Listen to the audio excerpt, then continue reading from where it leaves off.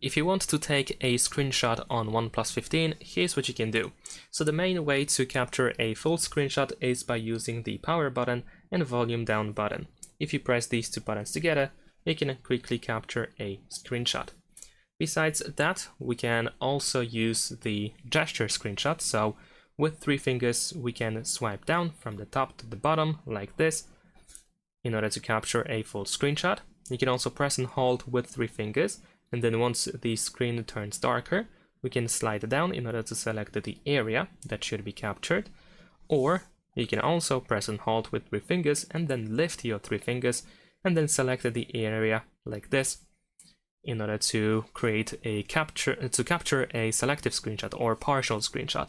You can also use these lines that we have on the sides or in the corners in order to readjust the cropped area like this. We have some additional tools at the bottom, and we can tap on this check in order to save the screenshot. Besides that, with 3 fingers, we can capture a scrolling screenshot.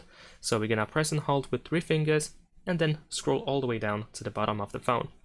Our phone will start scrolling down, but we can also use our finger in order to manually adjust it, and we have the auto scroll option as well. We can tap on done when we decide the end of the screenshot. Now, if the button combination or gestures do not work for you, you can open settings, then choose accessibility and convenience, and then over here we can go to screenshot and just make sure that these options are enabled. Besides that, if you use the smart sidebar, then you can reveal it, and by default we do have the screenshot button in here as well, so you can just tap on it in order to capture a full screenshot.